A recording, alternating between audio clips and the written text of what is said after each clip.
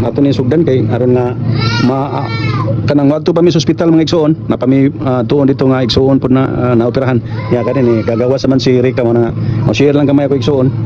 aya lang may mayan sige hapon sa tanan sige Rika magbulo atin ako ang i-share ron gamay na ni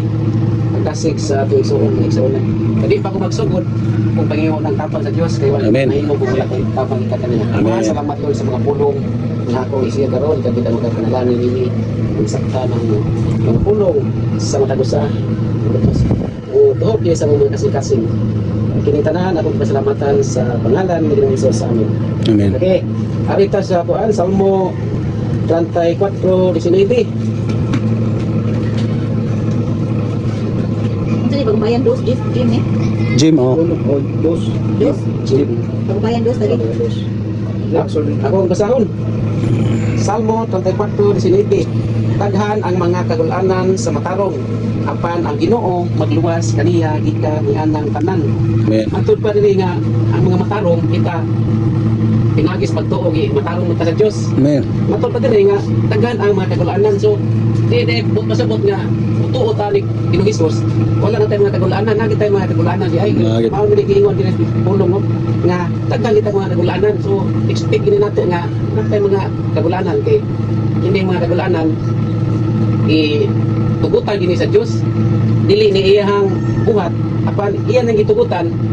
kay naa siya tumong katayuan nga ang ato ang pagtuo mo kanang mo level up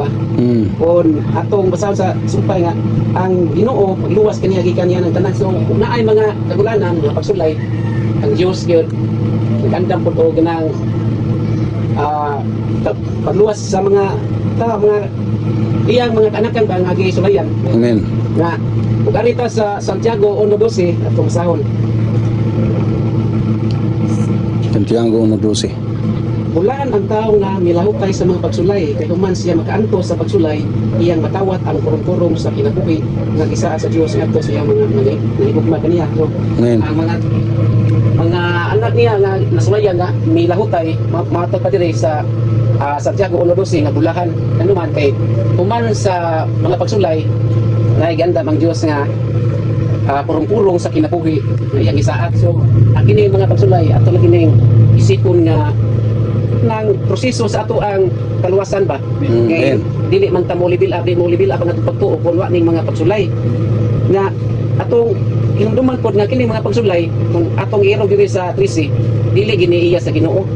o atong pasahon ng 13 ayaw pasultiha si bisan kinsa nga gisulayan ako gitintal sa Dios kay ang Dios dili matintal sa dautan ug walay si bisan kinsa nga gitintal niya so kini mga pagsulay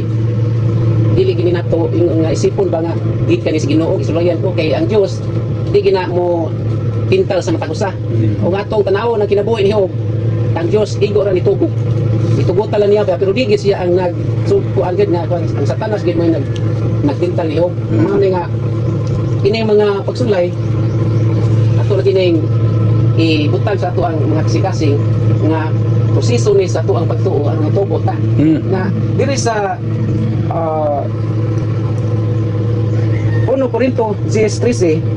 atong basahon walay bisan unsa nga panulay nga miabot kaninyo kun dili kadto nga maantos sa tao apan ang Dios makinumanon nga dili mo tugod nga panulayon kamo sa labaw sa inyong marangan kun dili uban sa panulay magahatag usab siya og lutsanan aron kamo makahimo sa pag-antos so ang pagsulay gitugutan niya pero naay na siya gianda pon nga lutsanan ba nga sumbad no manang pagdasig ato lagi na isipon pagsulay nga parte lagi sa ato ang sunod sa Dios amen maro po na ako ang ika pambit ni kapuno labi na ni Sister Rika amen